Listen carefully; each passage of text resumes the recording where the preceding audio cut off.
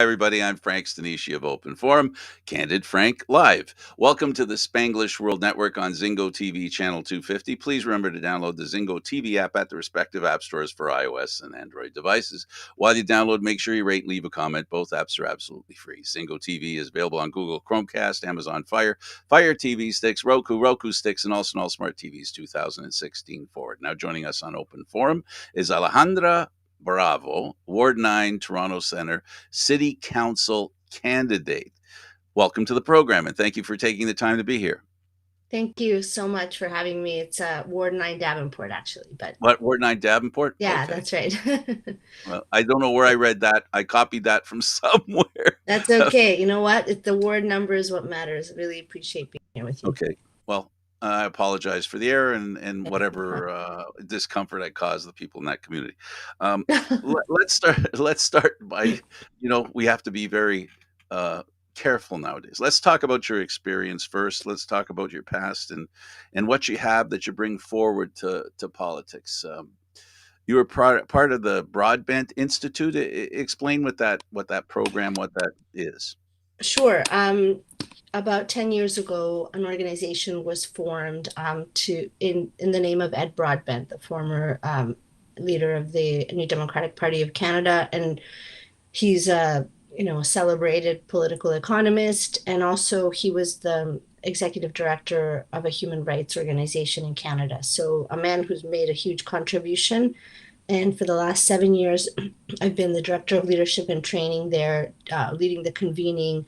But my real commitment is adult education, helping people to see that we all have power inside of us, that we have a voice, that we have to use it, and that we can become more powerful when we work together. And then you also have, I see here as part of your history, you were the manager at the Maytree Foundation. Yeah, that's right. Another decade of working with communities to build leadership. There, I also, and at Broadbent, I've been involved in public policy work that we've done to look at the way that elections work and the way that politics works to make sure that we're bringing as many voices to the table. So I've trained candidates from across the political spectrum about how to organize campaigns, how to tell their story, how to do public speaking, and also advocated in helping to build the movement for electoral reform. On the one side, a proportional representation system that would allow people to vote for what they want as opposed to vote for against what they fear, which is the system we have now.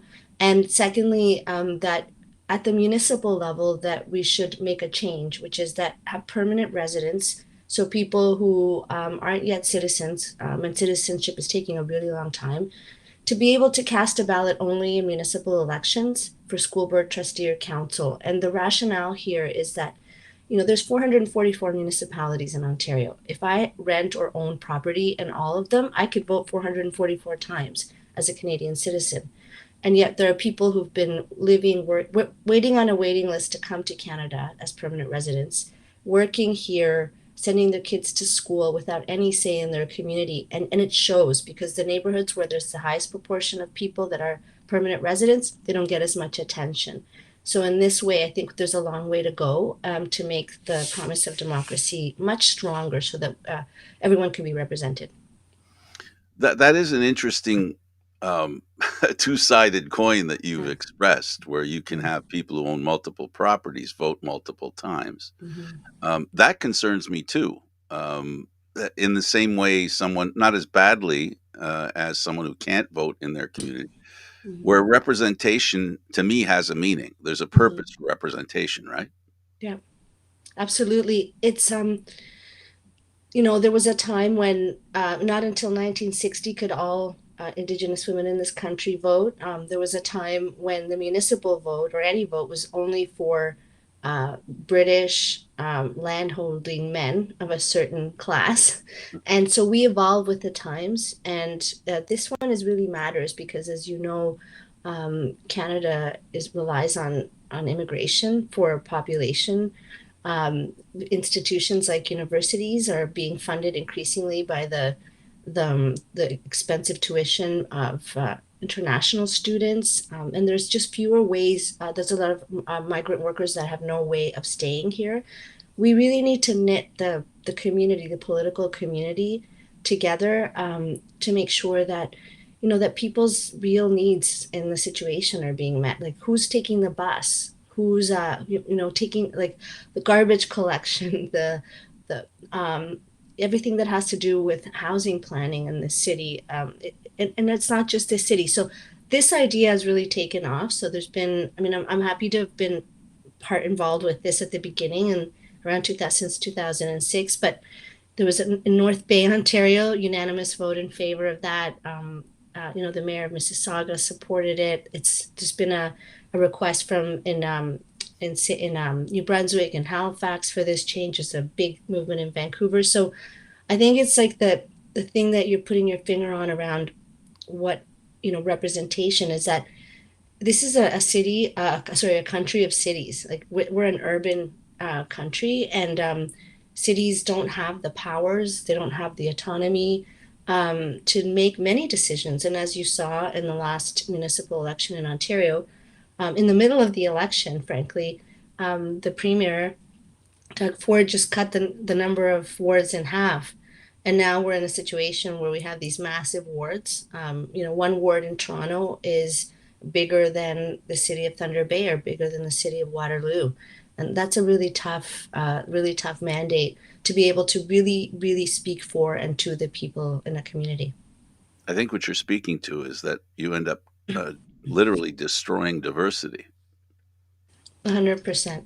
by Yeah. doing that kind of stuff. So what happens is you have, I guess I'll ask you, I guess, does that mean then that the conversation becomes more limited, viewpoints become fewer, um, reflexive reaction by the politicians in regards to the community become diminutive and become shrunk to a degree um, where really the service that is intended with municipal politics is basically, when you cut it in half, you're cutting in half the thinking process too, and the needs that people have and the voices that they have, right? 100%. That's exactly right. And 'cause also you have a counselor has this dual purpose, right? The representation of local needs, but also like making policy citywide. And if you can't even stay on top of all the development applications in your own neighborhood, there's a deliberation on a whole bunch of citywide things that are really problematic right now. I think that the idea of deliberation at council, that it happens in public, anybody can watch the meetings. Most of the staff reports are public, and so you can really, it should be a place where people can see into decision making. It's become more difficult, and also now we we've been surprised with the legislation that's going to give us like a strong mayor legislation in Ontario. So now the province will have even more influence over the city through the mayor, and the mayor will control a lot of decisions at council. So I think what we're seeing is a real erosion of our democracy in real time, and we need to have at the city council level champions who are committed to this thing that you're saying, which is like deeply representative democracy, where people truly have a voice and people's needs are attended to. And I think you can see like that. I knock on doors every day in this community. People are worried about affordable housing, about transit, about road safety. There've been a lot of pedestrian and cyclist injuries and death, and with climate change, so many things that are really important in the city can make a huge, it can shape. But trust is getting eroded because of the thing that you're mentioning. It's just um, they're seeing council pay less and less attention to the regular person in the community, the worker who has to move around the city every day. And I'm committed to restoring that trust, because in the end, this government belongs to us. Yeah, I guess what it comes down to is powerful people speaking as opposed to people speaking about powerful issues. Well, It's a, beautiful. That's lyrical. uh, it's who I am. I love lyrical stuff. Um, but that is how I see it, and I shouldn't be imposing my will here on this Yeah. conversation with you. No, no, I Um, agree with you. the thing of it is that when we talk about representation, when we talk about politics, when we talk about municipal elections, we're probably talking about the most impact that government has on people. So, direct contact. It's far more reaching into your, literally and figuratively, into your home. Hmm. So how important is it? We didn't talk about your background and where you came from to understand the sensitivity that you were taught or experienced. We're all creatures of our environment. You were 3 years old in the middle of, apparently, and correct me please if I'm wrong, where you have jets bombing the seat of power, and your family lived blocks away. That's right. How did that impact you, and how do you bring that forward? It's when I came to Canada, I was 3 years old, like you said, and at the beginning, my memories started after we landed, and then I started to recover them as I got older. But that is the first feeling I have. It's like being under my mom with my brother, and literally machine gun fire was entering our apartment um, because we were on the ground floor and jets are bombing the presidential palace in Chile, where I was born. Um, that experience of people, my parents, their generation, being so committed to reshaping society for it to be more fair, to have more equality of opportunity for people, to reduce poverty, to lift people up, and what the price that they paid, the pain that they had, and they and others suffered much greater losses. That's actually made me know that I know that I'm committed to risking almost anything to honor what they have done. And then when we got here, it was tough. The first settlement, we were chatting earlier about how the waves of racism in Toronto have encompassed so many communities, that Irish, and about the story of Italians and Portuguese. And so when we came in the early 70s, there was something called the Western Guard. They were white nationalists, and they were like beating community members up in the neighborhood. And this is a very personal story, but I'll tell you something that is the reason that I am so committed to people having a voice. I was in daycare in Etobicoke, and there's the little cots where the children nap. So I was asleep, and I felt someone touching my ear, and it was the daycare worker removing the gold hoop that had been given to me by my aunt, like days before I left Chile for my third birthday. And I knew enough that I wasn't in a place where it was belonged to me, that I just stayed very silent and pretended to sleep. She took the other hoop. So I went home. I told my parents what had happened, and these people who'd been so fierce and fearless, guess what they did? Nothing, because they didn't feel like anybody was going to believe them or listen to them. They didn't feel safe. And so that's the thing that always comes back to me when I see that people feel that they don't have a voice, that they can't stand up for their rights. And so in the end, this job, this like idea of being in politics, to me is about people knowing that they have rights and voicing them, and then having the support to fight for them. I understand that. Um, I'll share with you, just so you understand where I come from and why I do these programs. When I was 8 years old, 8 or 9, we went to watch a soccer team play, which was my parents' hometown. They came from Mhm. Italy, and it was at Earls Court Park, and we were standing in front of the cafe beside the pools. Mhm. And as we stood there drinking coffee and talking, we were breaking the law at that time. It was called Mhm. loitering. And I Mhm. was introduced to the end of a billy stick. A cop hit me over the head with a nightstick. Now, I'm not suggesting he did it on purpose, but I'm just saying, you go into a crowd with a family, with families in Mhm. there, and you start waving a stick around. Don't be surprised if you don't hit somebody you shouldn't hit. Well, you shouldn't hit anybody, come to think. No. But here's the issue, and I understand what you're saying. What immigration is an opportunity for people to leave something like you talked about, to come to a place where there's a promise of fairness, equity, decency, humanity, and a lot of times religious groups are the ones that bring immigrants in. So, the love and compassion is the introduction.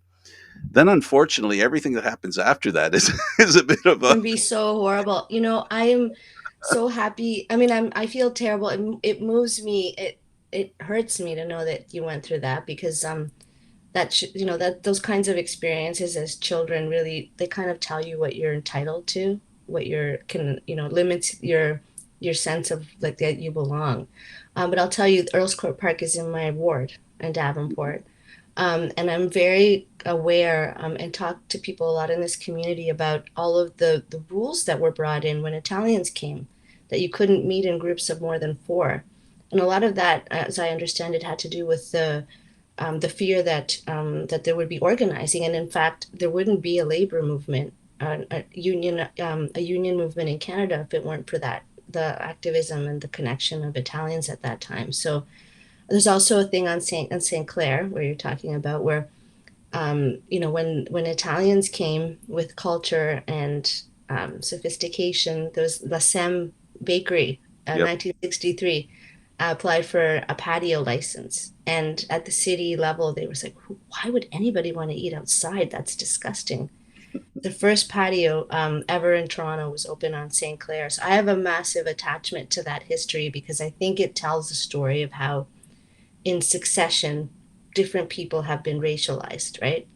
And so we need to hold on to that and remember that right, there are people coming now that we have to fight against racism constantly, um, and we have to make sure that people's rights are respected because this is we're the community that's and it's always going to be changing and evolving, and we have to welcome newcomers just because we suffered, we shouldn't want them to suffer.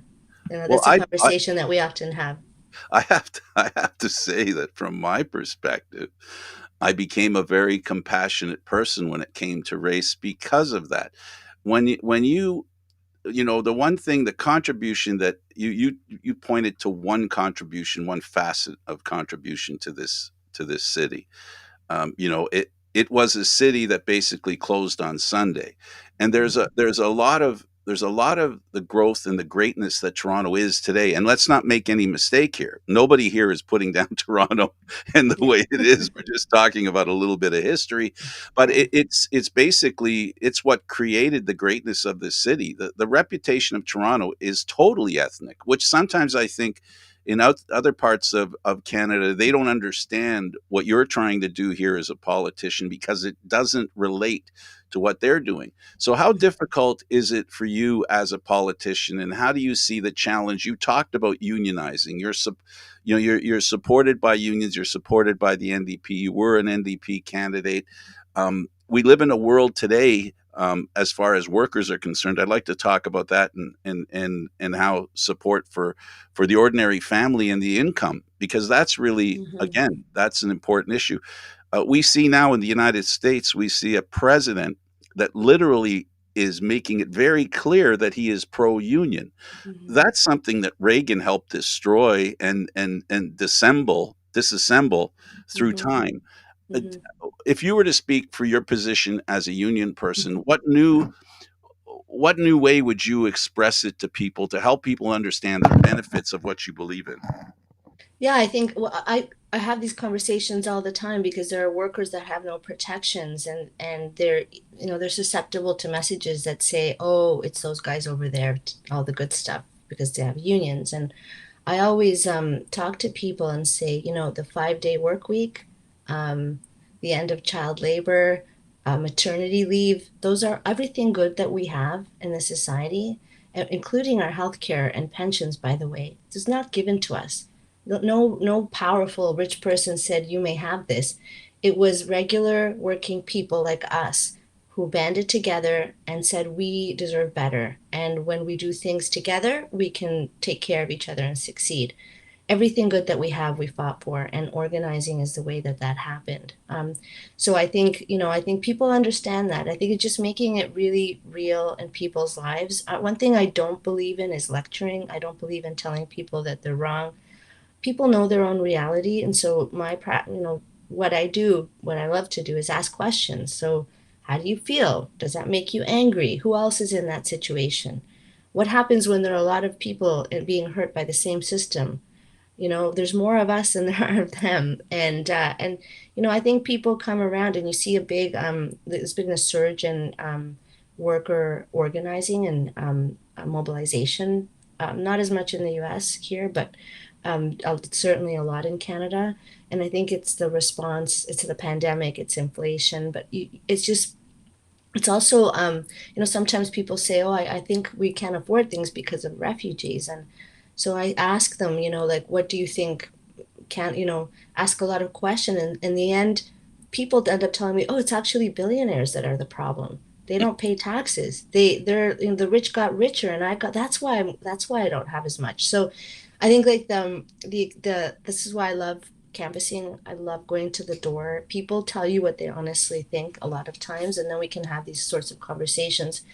And yeah, I have a lot of support. I'm supported by a lot of people who are organized workers and a lot of different kinds of organizations. But also, I'll say at the municipal level, since we don't have parties, I have Green supporters, Green Party members who are coming up canvassing all the time, and also Liberals, people who support the Liberals who may have voted differently at a different level, but are going to be voting for me. And I think it has to do with this unique level of government where we really have to just assemble people and consider things, like you said before, decisions and make policy that's good for people. I think that I didn't want to drag it into that. I think I might have inadvertently dragged it down to a place I didn't really want to go. The point I was trying to make is, or the question I'm trying to ask is, in the same way that union represent workers, wards represent people in the same way. There's the same thing. The correlation Yeah. I'm trying to make, the question really was about, so if you have less wards, you have less people speaking to Oh, government, yeah. right? Yeah. So what else in your background and your belief, talking about workers, can we work that out in your mind for people to vote for you municipally? What are the benefits of your thinking process? What can you bring with your way of thinking? Yeah, I think meeting people where they are, asking people to re-engage. Municipal elections have very low voter turnout. Already in Ontario, only 43% of eligible voters cast a ballot in the provincial election. It wouldn't be surprising if in areas it dips down into the 20s. So we're talking about the biggest group is not voting. Um, I think that the work that I do is to tell people that the power is ours. The power is in our hands. Our vote is our voice. There's a lot of work to do in between elections to show up for people and do things that make a difference in their lives. Small things like, having, for example, a tax clinic for people so they understand how to file their taxes, or having, some helping people who are, being an advocate for people or helping them navigate an eviction. Um, just connecting with the right level of government to restore people's trust that the state is here to protect us. Is it always are the decisions always fair? No. But we have the democratic right to push against that and to make demands.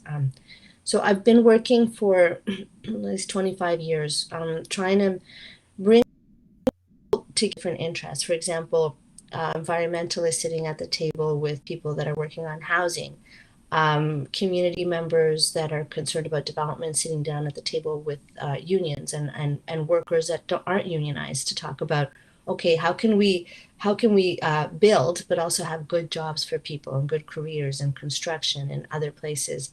I think that convening, bringing people together, facilitating conversations, being okay with people being mad, being okay with people yelling at you and expressing their frustration. I just always think, yeah, you got reason to be upset.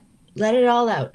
And then let's talk about what we could do in a real way to correct those problems. I think people know their own lives, right? People know everybody's an expert in their own life.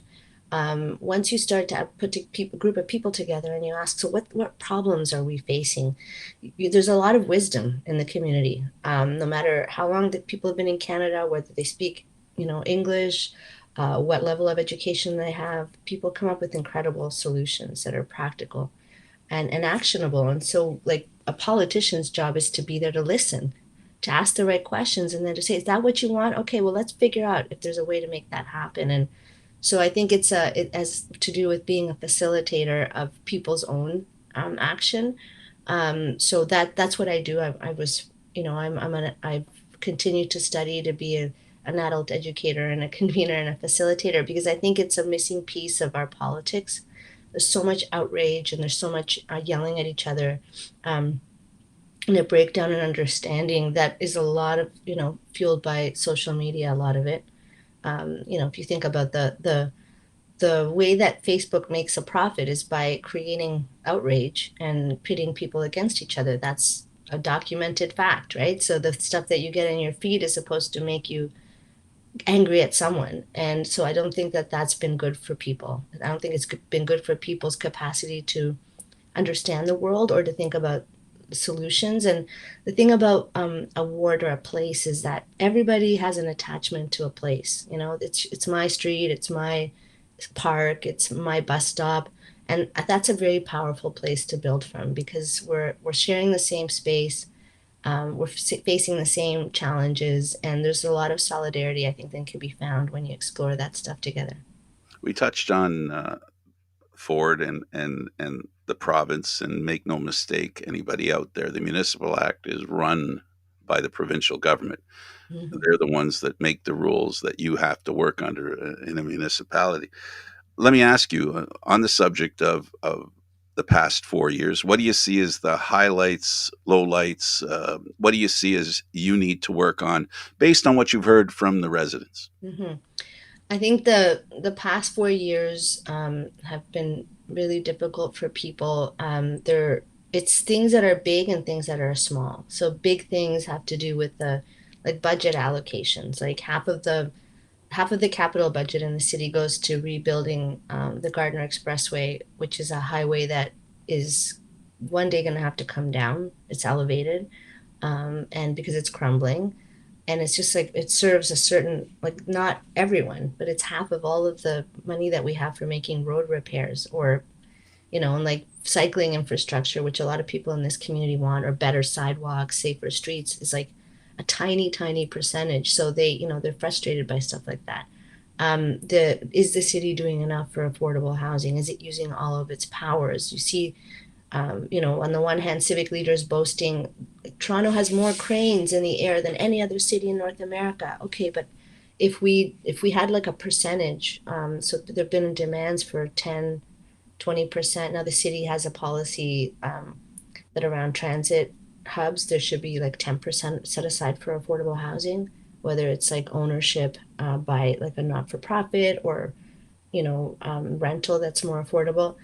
That stalled at this provincial level, but it's like we can build like towers everywhere, but if there's no demand, there's no like a policy to include affordable housing, we're going to make communities that aren't mixed income and that are great for investors but not necessarily accessible to the people who live and work here. I think that's a massive one. And the cuts to the transit. Something that the transit workers told me is that every single entry level job at the Toronto Transit Commission now has been sort of contracted out, privatized. So those people aren't going to become part of the regular workforce of the transit workers. And so I think, like, in so many ways, becoming a bad employer, these are bad decisions. Like the city of Toronto is the most lobbied in the entire world, the most lobbied government by Uber. So we have like Uber is not a good employer. Uber cars are clogging the streets. It's costing a lot of transit ridership. So there's this sense that who are people listening to? Who are decision makers listening to when the things that we need aren't there? But some of it is like smaller things, like the water fountains in the parks don't work. Like there's no bathrooms in the parks, and a lot of increasing numbers of people don't have a backyard. They live in an apartment. They need to go to the park, and they want to have a beer at the park while they have a picnic, and they can't do that. So it's like it's a sense of being like ambitions to being a great city, but we have so much to learn from other cities like Montreal. And I just, I think that it's the disconnect between the boosters who say that everything's great and the people in communities who go to look at the garbage can in the neighborhood, and it's disgusting. It's falling apart. It's overflowing. It's broken. That's an amazing symbol for the austerity, the cuts that have been made.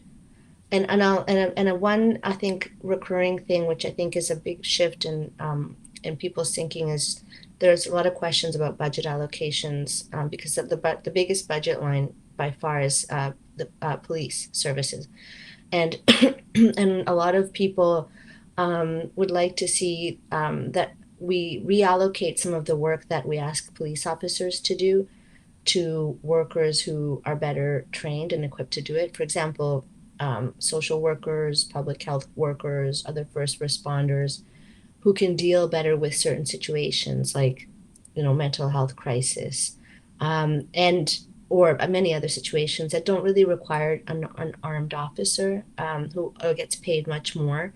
Um, and so I think that, like looking at that budget is going to be really important because there's a direct connection between not being able to have, like there's a heat wave, the pools don't have water, there's no lifeguard, the youth are restless, and not having and so we need to kind of look at the budget and have a balance, because a lot of the good things that I'm talking about, parks and pools and recreation programs, those are going to prevent crime. They just decades of studies have shown that, and we can have a more fair, kind, affordable city if we look at who we put first, in a different way. Can I clarify or get clarification on the fact that you want what you're saying is there should be appropriate. Well, I'll put it simple, very simple. Some people need to go to jail. The police need to take some people to jail, but not everybody should be going to jail. There should be another option. And by virtue of saying that, maybe the people that bring them to that other place should be more suited to bringing them to that where handcuffs aren't necessary, where Yeah. I hate to sound like a real, but sometimes love and tenderness will help a little more than handcuffs and bars. Yeah. Well, I think there's that. The spending like $1 million to police parks with private security guards is not a good idea, in my opinion. And then, like, police officers used to do crosswalks, and that's very expensive. Like to just like so now we have civilians doing that work, but there are other places like for example, do we need an armed officer with all of that training and all of that equipment and that much higher salary to direct traffic at a construction site? These are not good choices. It doesn't make sense for the public. And then when it comes to caring, what you're saying, yes, it's like a situation that, when a person is in crisis or a person is upset or they've had, with an interpersonal problem, it a person who's trained like a social worker can, or a mental health worker, can de-escalate that. They have the tools to do that so that it doesn't become a confrontation. And it's very painful for families in the city who call police, for example, who call 911 and say my family member is in distress, and then police attend and that person ends up injured. I mean, that's not working, right? And then we've had, by their own admission from the police service, that there's been, decades of kind of systematic violation of human rights of people, particularly by race, and so that creates these situations are not good for people in the city. And I think we have to take an approach where we govern in a way that doesn't set up the resident or the officer for a problem that we're all going to pay for later, and settlements, and officers that are at home with pay, unable to work because they're being investigated. It's just like why ask someone to do a job they're not equipped to do, and that costs a lot more money. It just doesn't make sense to me. Like, start from the place of love, and then deploy officers for situations where they're truly needed, where they're truly where we truly want them to be, enforcing traffic. There's a huge growth in violence against women in the Greater Toronto area right now. Take care of that stuff. That stuff really matters, so yeah, so I think it's been a long time since we've been able to have this conversation because, um, you know, I would say right wing politicians in the past would have said, you're against community safety, but I think that people are looking at community safety a bit differently now, um, and we want to change the roads so that people are safe on the roads. We want to divert young people from getting in trouble or gang involved. We want to protect. There's a lot of family violence. We want to get on that very quickly. And one of the ways to do that, by the way, is to have more affordable housing so that women can leave a dangerous relationship. So it's a good time to be able to talk about these things. Without running anyone down. We're just trying to find solutions that are going to work for people.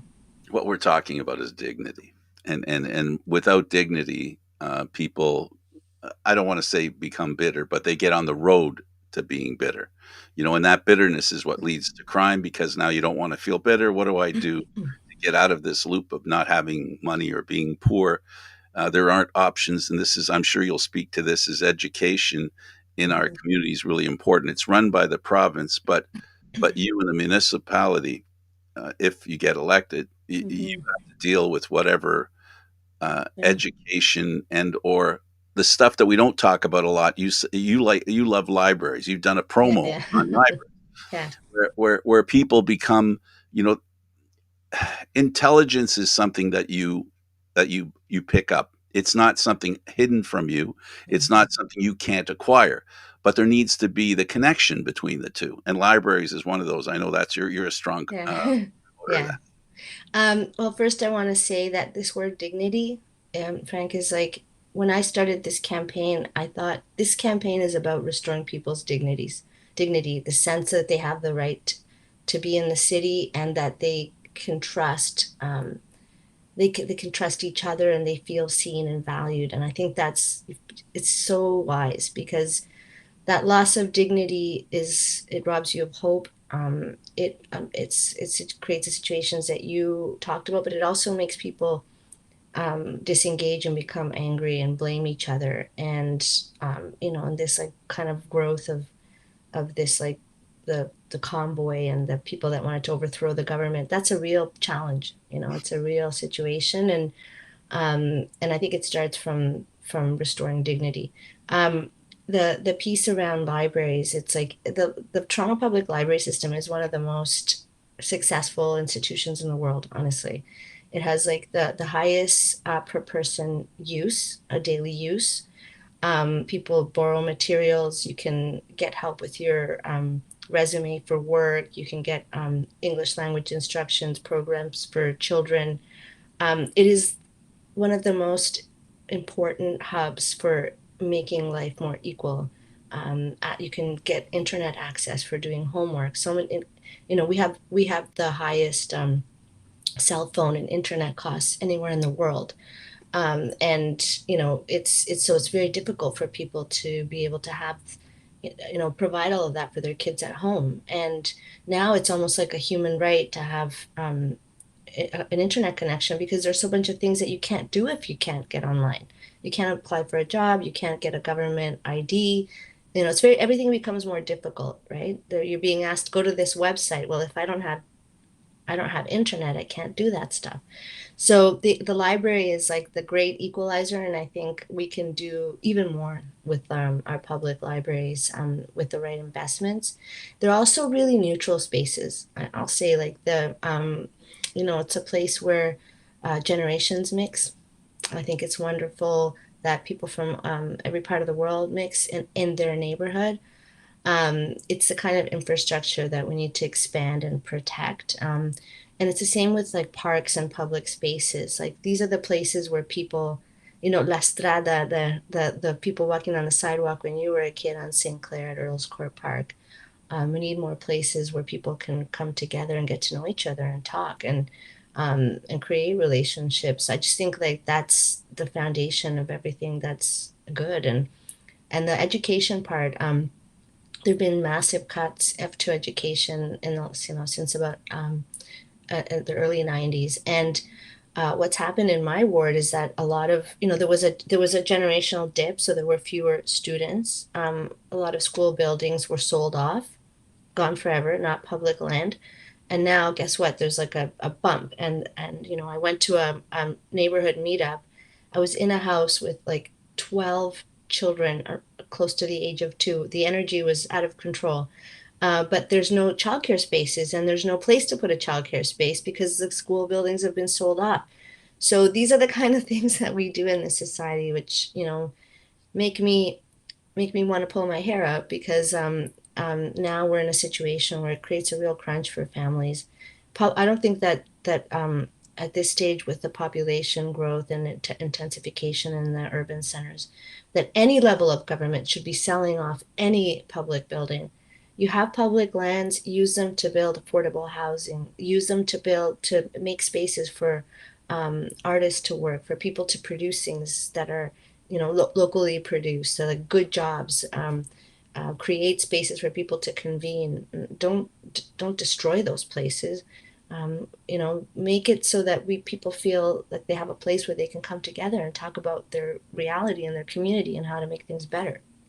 Yeah, I was just gonna slide it in as soon as I could. Hubs for opportunity and making things better, what I was going to say. Yeah. But thank you for finishing with that. At the end of the day, that's what schools are more than, if you've raised children, your children go to school during the day, they'll go to Girl Guides, Boy Scouts, Hmm. after school programs, all these kinds of things which help children get better. Education is not just within the school and the way the school works. The education also, you kind of hinted at it, where I got to know other races because I went and played baseball in a community, and got to know kids of other backgrounds. Um, you know, those opportunities are important. They're what build people's understanding of each other, and it's the misunderstanding that always causes the problem. In other words, getting to know people, education is real important, and information, the Yeah. passing of it, the exchanging of it. Libraries are just one example of it, but in the city, from a municipal perspective, you're in the business of taking care of communities, and within those Yeah. communities there's a lot of diversity. And so how do you see being we talk about the TTC, that's important to you. Speak to me about the TTC and how it can be better, and how do you see your action helping the TTC be more effective in the future? Yeah, I think that first of all, the there've been cuts made to service that are really significant, um, in fewer vehicles, and that means, and it's also, transit is less reliable, it runs less often, and the fare, like, we pay the biggest proportion of the cost of running transit. Like, Torontonians pay with their own cash every time they pay, unlike most cities in North America where there's some kind of help from the federal or provincial government. So we do have, the it's not fair for us. Toronto is not treated fairly. Toronto Transit is not treated fairly. So that's a start. But I think the reallocation of city funds to transit is absolutely essential. The gridlock in Toronto is out of control. We if we had service at the pre-pandemic level, more people would uh, probably ride transit if it's reliable. For to make traffic really move, you have to get some people out of their cars, especially when the ones that are, there's a lot of people coming from all over to come to one point in downtown. That's, Person, one car. yeah, Yeah. in one car, one person, one car. And so, people that actually need their car to work for whatever reason can't move around. We need to get people back on transit. That transit has to be reliable. It has to feel safe. I think that the move to cut personnel has been a really big mistake, because there's not, I went to St. George Station the other day, and I couldn't get my Presto card, didn't work in one entrance. I went to another entrance, it didn't work. I had to walk to a different subway station. It worked there. But this kind of frustration is what transit riders deal with every day. If there had been a person a human being there, they would have helped me. They would have understood what was happening, and it makes it so much safer. It's like eyes on in the space. And if I was in Lisbon at the in the spring, and there it's a lot of stuff is automated as well, but there are transit workers present, and it is a very different feel. And by the way, you can go anywhere on transit in Lisbon, unlike here. Um, it's also, I think, there's we have to do something, I think, about the problems with the destruction of the taxi industry. Taxis are a useful form of mobilization for people who don't have cars or don't want to, like, don't want to drive a car. Um, and I think that the question of seeing how technology is disrupting transit is really important. You know, I've been asking questions about, could we have like an Uber tax that goes directly into transit? And so far, I haven't run into any no in terms of looking at that kind of policy idea. But we have to get on that. In the summer, there were a lot of incidents or some incidents of violence. And the Toronto Transit Commission response was, if you feel vulnerable on transit, don't take it. And I think that is a complete, like, giving up of responsibility and obligation from a level of government that just we cannot accept. Um, we spend a lot of money on fare enforcement, and just people just don't trust as much as they used to. The TTC used to be the transit system that everyone would study all over the world and say, wow, people in Toronto pay even when no one's watching them. It's because there was like an attachment, a belief. You let a public good, a public service get so run down that people stop loving it, stop trusting. And then I think the only thing that's, that there's a real threat that they start to privatize pieces. And like, if you look at everyone's seen a garbage can in Toronto that is overflowing or broken, and that was a private contract that was badly structured, and now we're paying the price. The owner uh, gets money no matter what, and then we don't hold them to like, there's no way to hold them to the contract.